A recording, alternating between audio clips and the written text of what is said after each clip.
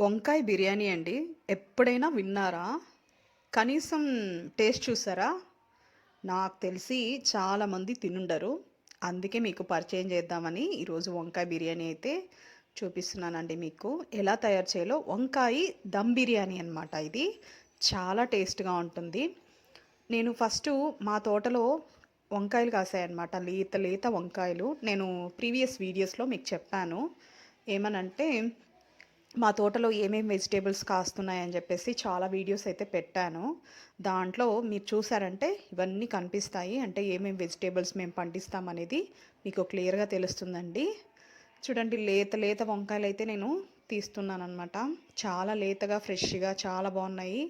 నేను వంకాయలతో చాలా కూరలు, ఫ్రైలు, రకరకాల వంటలైతే చేశాను. కావాలంటే ప్రీవియస్ వీడియోస్‌లో ఒక్కసారి చూడండి. ఇప్పుడు మనం ప్రాసెస్‌లోకి వెళ్ళిపోదామా? ఫస్ట్ ఒక బౌల్లో వాటర్ తీసుకునేసి దీంట్లోకి సాల్ట్ యాడ్ చేసుకోవాలండి. ఎందుకంటే వంకాయలు అనేటివి మనము వంట చేసే ముందర కట్ చేసి పెట్టుకున్నామంటే ఖచ్చితంగా కలర్ అయితే చేంజ్ అయిపోతాయి. అందుకే ఈ సాల్ట్ వాటర్లో వంకాయలు కట్ చేసుకొని వేసుకున్నామంటే ఆ వంకాయలో కలర్ అనేది చేంజ్ కాదనమాట. దానికోసమే ఇప్పుడు నేను ఈ సాల్ట్ వాటర్ అయితే రెడీ చేస్తున్నాను. ఫస్ట్ మనము వంకాయలు కట్ చేసేసుకొనేసి ఈ సాల్ట్ వాటర్లో వేసుకున్నామంటే కలర్ అనేది పోవు, కాబట్టి మనం ఎంతసేపటికైనా వంట చేసినా అవి ఫ్రెష్గా అలాగే కలర్ చేంజ్ అవ్వకుండా బాగుంటుందండి వంకాయ.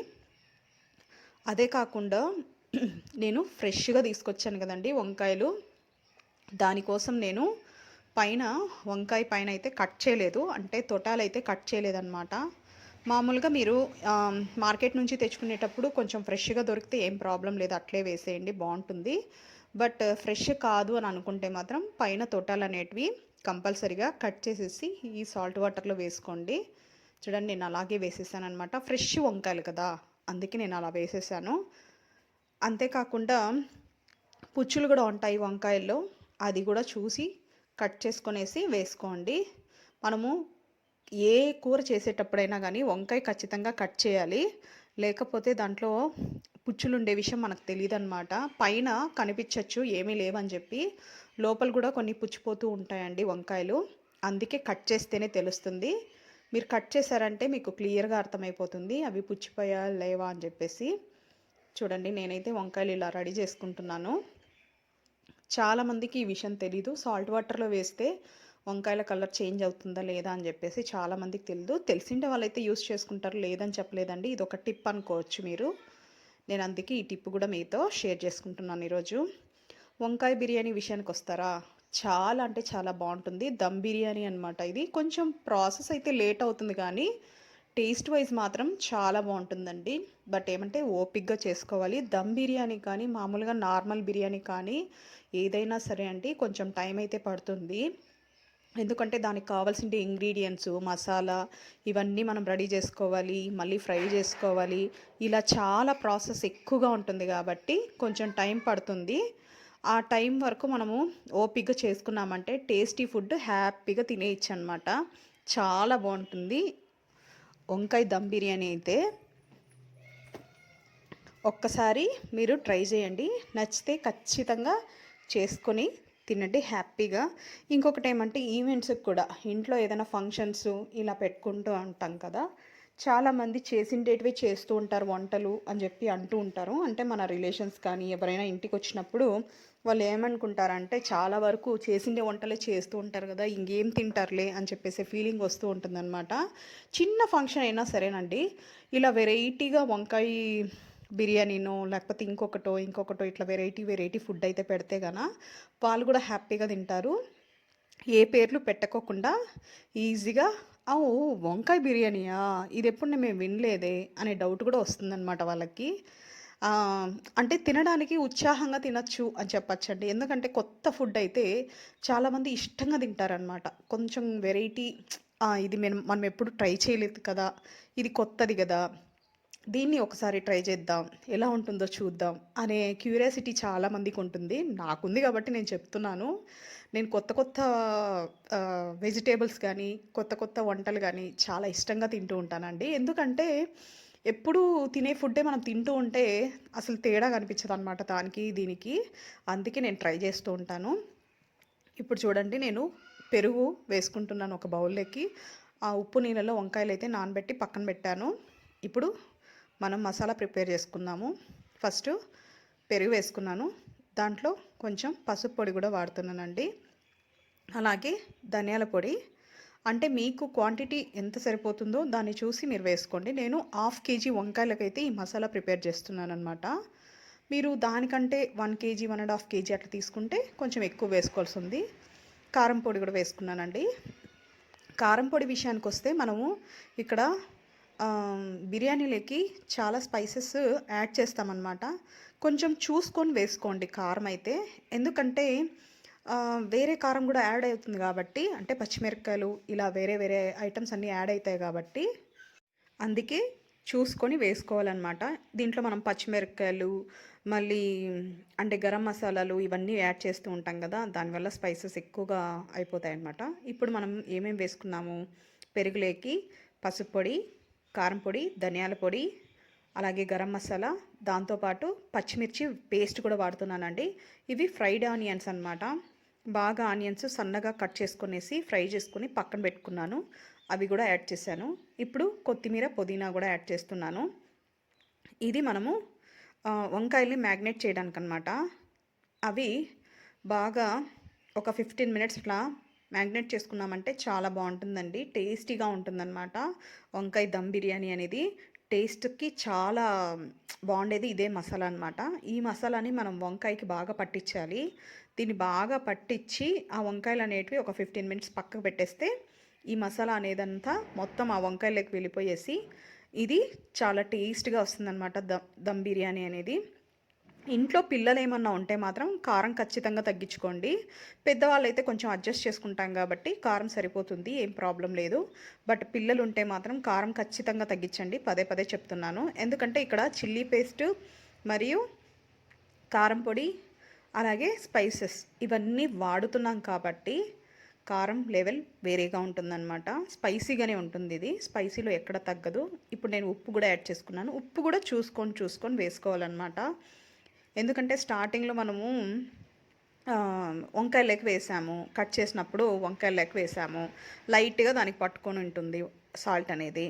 దాని తర్వాత ఇప్పుడు మళ్ళీ మసాలాలకి యాడ్ చేసుకుంటున్నాము. మళ్ళీ బిర్యానీ చేసేటప్పుడు కూడా యాడ్ చేసుకుంటాము. ఇలా చాలా వాటిలో మనం సాల్ట్ అనేది వేసుకుంటూ వస్తాం కాబట్టి దాన్ని కూడా మనము చూసుకొని వేసుకోవాలండి.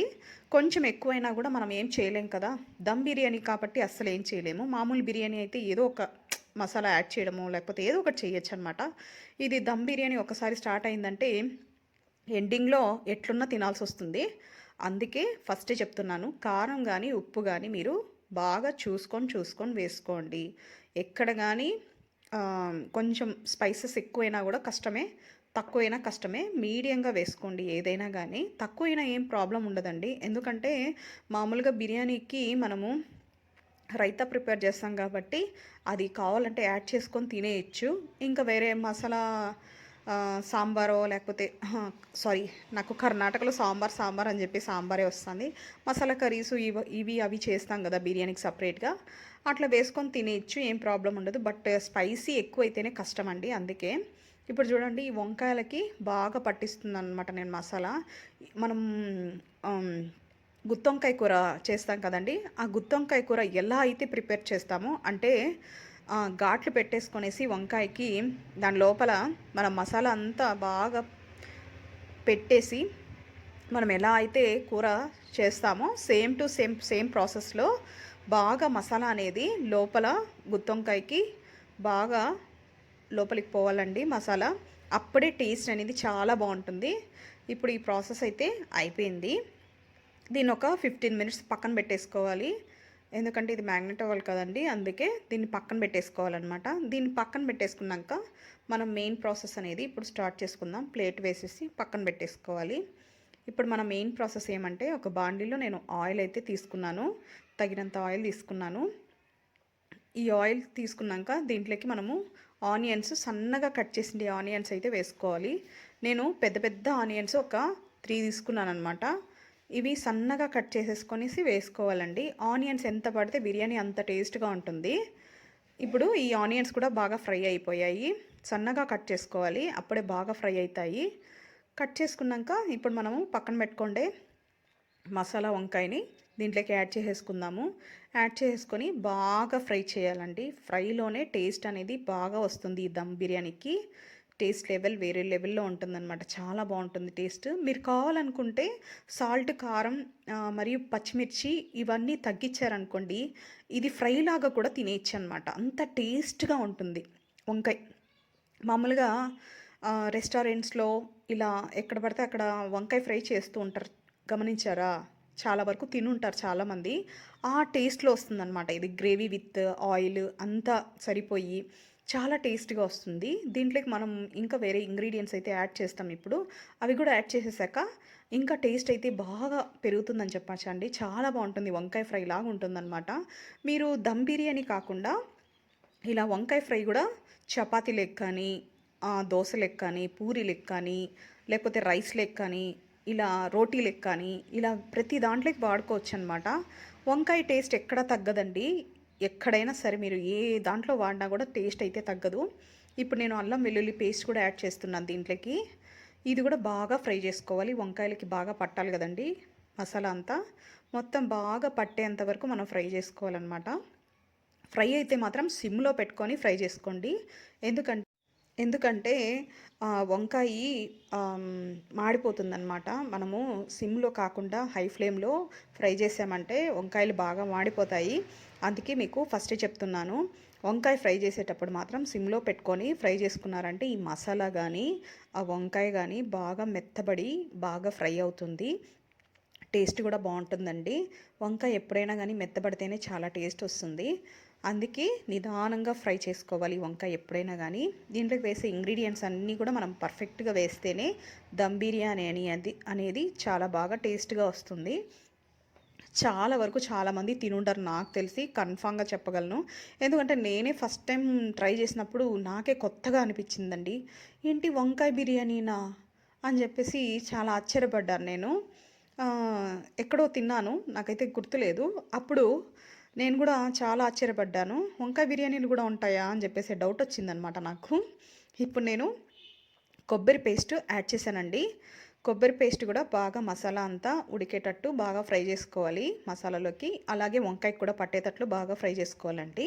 దీంతోపాటు మీరు ముంత మామిడి పప్పు పేస్ట్ కూడా వేసుకోవచ్చు. ముంత మామిడి పప్పు అంటే ఏంటి అని అనుకుంటున్నారా? కాజు పేస్ట్ అండి. చాలామందికి ముంత మామిడి పప్పు అంటే అసలు తెలీదు. అందుకే కాజు పేస్ట్ అని కూడా చెప్తున్నాను నేను. కాజు పేస్ట్ కూడా మీరు కాజు కొంచెం వాటర్లో నానబెట్టేసేసి మిక్సీలో గ్రైండ్ చేసుకున్నారంటే మెత్తగా పేస్ట్ వస్తుంది. ఆ పేస్ట్ కూడా మీరు యాడ్ చేసుకున్నారంటే ఇంకా టేస్ట్ చాలా బాగుంటుందండి. నేను అంటే బిర్యానీకి చెప్తున్నాను అనుకుంటున్నారేమో. బిర్యానీకైనా సరే, మీరు మామూలుగా రెస్టారెంట్లో తినే వంకాయ ఫ్రైకైనా సరే అలా కాజు పేస్ట్ అయితే యాడ్ చేసుకున్నారంటే ఇంకా టేస్ట్ చాలా బాగుంటుంది.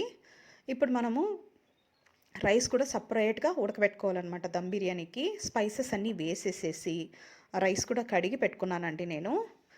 ఈ రైస్లోకి ఈ వాటర్లోకి కొంచెం ఆయిల్ కూడా మిక్స్ చేసుకోవాలి. ఎందుకంటే రైస్ పొడి పొడిగా రావాలి కదండి. అందుకే నేను నార్మల్ రైస్ అయితే యూస్ చేస్తున్నాను. ఇంట్లో మనం మామూలుగా సోనా మసూర అట్లా యూస్ చేస్తాం కదా. నేను సోనా మసూర అయితే యూస్ చేస్తున్నాను. మీరు కావాలనుకుంటే బాస్మతి రైస్ కూడా వాడుకోవచ్చు ఇదే ప్లేస్లో. చూడండి, నేను స్పైసెస్ ఎక్కువ అవుతాయి అని చెప్పాను కదా.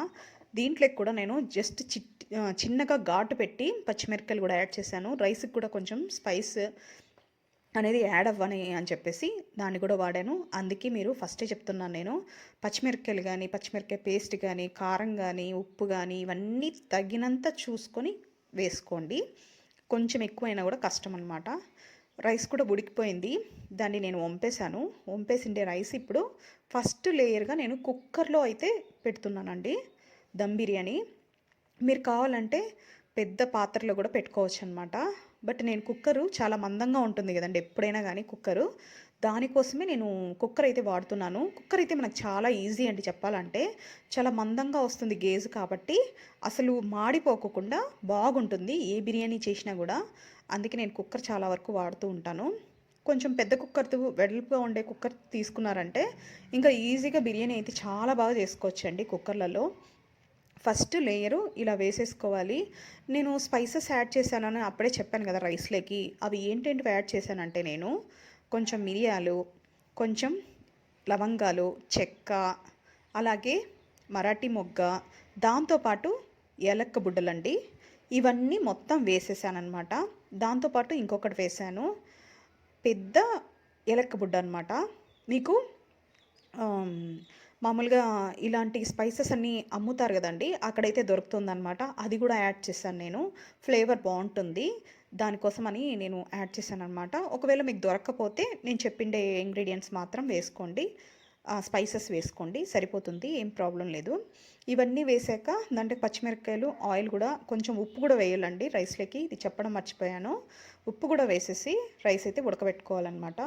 ఇప్పుడు ఉడకబెట్టుకోండి రైస్ అంతా వేసేసాం కదా! ఫస్ట్ లేయర్ అది వేసాము. సెకండ్ లేయర్ వచ్చి వంకాయ కర్రీ కూడా వేసేసామనమాట. ఇప్పుడు థర్డ్ లేయర్ అనేది నేను వేస్తున్నాను రైసు.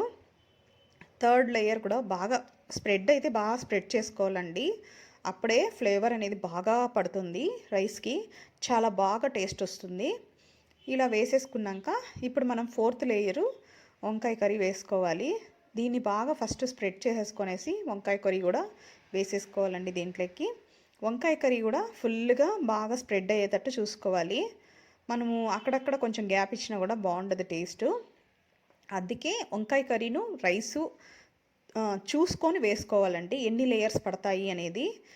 ఒక లేయర్తోనే అయిపోవచ్చు, లేకపోతే 2 లేయర్స్తోనే అయిపోవచ్చు, లేదంటే 3 లేయర్స్ వరకు రావచ్చు. ఇలా ఉంటుందన్నమాట. అంటే మనం చేసే క్వాంటిటీని బట్టి చూసుకోవాలన్నమాట. చూసుకొని వేసుకోవాలి. నాకైతే ఇక్కడ చూడండి ఇప్పుడు ఫోర్త్ లేయర్ వేస్తున్నాను. ఫిఫ్త్ లేయర్ వరకు వచ్చిందనమాట క్వాంటిటీ. అంటే నేను కొంచెం ఎక్కువగానే చేశాను కాబట్టి ఫిఫ్త్ లేయర్ వరకు వచ్చింది ఇది. అందుకే మీ క్వాంటిటీని బట్టి కొంచెం తక్కువగా చేసుకున్నారనుకోండి లేయర్స్ తగ్గుతాయి. లేదు ఇంకా ఎక్కువగా చేసుకున్నారంటే లేయర్స్ కూడా పెరుగుతాయి అన్నమాట. అలా ఉంటుంది. మీరు చేసే విధాన్ని బట్టి ఆ క్వాంటిటీని బట్టి ఈ లేయర్స్ అనేటివి పెరిగేది తగ్గేది ఉంటుందన్నమాట. అలా చెప్తున్నాను నేను. ఇప్పుడు నేను వంకాయ కర్రీ కూడా ఫుల్గా వేసేసాను. పూర్తిగా స్ప్రెడ్ చేసుకున్నాను ఫోర్త్ లేయర్. ఈ ఫోర్త్ లేయర్ పైన ఇప్పుడు ఫిఫ్త్ లేయర్ యాడ్ చేసుకుందాం మనము. ఆ ఫిఫ్త్ లేయర్ కూడా అంటే మిగిలిండే రైస్ అంతా ఉంటుంది కదండి, అసలు ఎక్కడ కానీ గ్యాప్ ఇవ్వకోకుండా నీట్గా స్ప్రెడ్ చేసేసి ఫుల్గా వేసేసేయాలన్నమాట. ఫుల్గా కవర్ చేసేసి ఇప్పుడు మిగతా లాస్ట్లో ఎక్కువగా ఉంటుందండి రైస్. మామూలుగా మనము ఫస్ట్ సెకండ్ వేసేటప్పుడు కొంచెం తక్కువగానే వేస్తూ ఉంటాము. బట్ లాస్ట్లో మనకు రైస్ అనేది ఎక్కువగా యాడ్ అవుతుంది. బాగా వేసేసుకొనేసి పూర్తిగా బాగా స్ప్రెడ్ చేసేసేయాలండి. ఆ పచ్చిమిరపకాయలతో సహా వేసేసాను నేను. దాన్ని ఏం తీయలేదన్నమాట. రైస్లో ఉండే పచ్చిమిరపకాయలు కూడా సపరేట్ తీయలేదు. మీరు కావాలంటే సపరేట్ చేసేసుకోవచ్చు, అది కూడా చేసుకోవచ్చు అనమాట. బట్ నేను అట్లనే యాడ్ చేసేసాను. ఒకవేళ మీకు పచ్చిమిరపకాయలు వేయకూడదు, స్పైసీ ఎక్కువ అయిపోతుందని అనుకుంటే అవి అవాయిడ్ చేసేసేయచ్చు, స్కిప్ చేసుకోవచ్చు. అవి అవాయిడ్ చేసేస్తే ఇంకా స్పైసీ అనేది కొంచెం తగ్గుతుంది, హ్యాపీగా తినచ్చు. నేను స్పైసీ బాగుంటుందని చెప్పేసి నేను వేసుకున్నాను. ఆ పచ్చిమిరపకాయలు కూడా అంత స్పైసీగా లేవండి, అందుకే వేసాను. టేస్ట్ కోసం అయితే వేసానమాట. అలాగే రైస్ కూడా కొంచెం స్పైసీగా ఉంటుందని కూడా యాడ్ చేశానని చెప్పొచ్చు. బట్ తిన్నాక తెలిసింది అంత స్పైసీ లేదని చెప్పేసి అనుకున్నాను నేను కూడా. ఇలా మొత్తం స్ప్రెడ్ చేసేసాక చూడండి వేడిగా అనమాట. ఇలా మొత్తం స్ప్రెడ్ చేసేసాక దీని మీద కూడా కొన్ని ఇంగ్రీడియంట్స్ అయితే వేస్తానండి నేను. అవి కూడా వేసేసుకొని దమ్కి పెట్టేసామంటే దమ్ అనేది మనము 20 మినిట్స్ పెట్టాలండి. మామూలుగా మీరు అంటే 75% రైస్ బాయిల్ చేసుకోవాలి. ఈ విషయం నేను ఫస్ట్ చెప్పలేదు. 75% రైస్ అనేది బాయిల్ చేసుకోవాలి. 75% బాయిల్ అయిన వెంటనే మనము నీళ్ళన్నీ వంపేసేసి ఈ రైస్ అనేది ఇలా లేయర్స్లా స్ప్రెడ్ చేసుకుంటూ రావాలన్నమాట. మనం ఫుల్గా కుక్ అయితే చేయకూడదు రైస్. ఫుల్గా కుక్ చేస్తే దమ్ బిర్యానీకి మనము పెట్టలేమన్నమాట, అది పాయసం అయిపోతుంది. పొడిగా దమ్ బిర్యానీ బాగా క్లియర్గా రావాలి అనుకుంటే 75% కుక్ చేయాలి. ఇప్పుడు నేను ఫ్రై చేసింది ఆనియన్స్ అని చెప్పాను కదా, స్టార్టింగ్లోనే నేను ఫ్రై చేసుకున్నానండి. అవి కొంచెం సపరేట్ పెట్టుకున్నాను. ఫస్ట్ మనము వంకాయ ఫ్రైలోకి యాడ్ చేసుకున్నాము. ఇప్పుడు నేను రైస్ మీద కూడా వేస్తున్నాను ఫ్రై చేసింది ఆనియన్స్. ఇవి కూడా స్ప్రెడ్ చేసేసుకోవాలి. 6th లేయర్ అని చెప్పచ్చు. 6th లేయర్ మనము ఆనియన్స్ ఫ్రై వేసుకుంటున్నాము. 7th లేయర్ వచ్చి చూడండి పుదీనాను, కొత్తిమీర ఇది కూడా బాగా యాడ్ చేసుకోవాలి. ఈ ఫ్లేవర్ అంతా రైస్కి వెళ్ళి చాలా బాగుంటుందండి. టేస్ట్ అయితే చాలా అంటే చాలా బాగుంటుంది. ఇది మొత్తం యాడ్ చేసుకున్నాక నేనైతే ఒకవేళ స్పైసెస్ ఎక్కువగా ఉంటే పిల్లలు తినలేరు కాబట్టి నేను నెయ్యి కూడా యాడ్ చేస్తున్నాను పైన. నేను స్టవ్ మీద పెట్టలేదండి కుక్కర్. ఫస్ట్ పాయింట్ నేను చెప్తున్నాను. ఇంకా నేను స్టవ్ మీద పెట్టలేదు. ఫస్ట్ ఈ ప్రాసెస్ అంతా మొత్తం అయిపోయాక మళ్ళీ నేను స్టవ్ మీద పెట్టుకుంటాను. ఇప్పుడు చూడండి స్టవ్ మీద పెట్టేసాను అనమాట, నెయ్యి కూడా యాడ్ చేసేసాక. కింద నేను పెనుం పెట్టాను, చపాతీ చేసుకుంటాం కదండి, అలాంటి పెనుం అయితే పెట్టాను స్టవ్ మీద. దానిపైన కుక్కర్ పెట్టి మూత పెట్టి దానిపైన నేను ఇలా బొరువు అయితే పెట్టానండి. రోల్ పెట్టానమాట, చిట్టి రోల్ వస్తుంది కదండి మామూలుగా మనం దంచుకునే రోలు, అది పెట్టానమాట. ఇప్పుడు బిర్యానీ కూడా అయిపోయిందండి. అయిపోయాక చూపిస్తున్నాను. అది ఎందుకు పెట్టానంటే దమ్ బాగా వస్తుందని చెప్పేసి వెయిట్ పెట్టాను దాని మీద. చూడండి బిర్యానీ అయితే రెడీ అయిపోయింది. చాలా మంచి స్మెల్ వస్తుందండి. మా పిల్లలైతే చాలా బాగా స్మెల్ వస్తుంది మమ్మీ నాకు కావాలి నాకు కావాలంటున్నారనమాట. అంత బాగుంది బిర్యానీ అయితే. మంచి ఫ్లేవర్సు స్మెల్ చాలా బాగుంటుంది. తినేటప్పుడు ఇంకా బాగా ఎంజాయ్ చేసుకొని తినచ్చు అని చెప్పచ్చు. చాలా బాగుంటుందండి.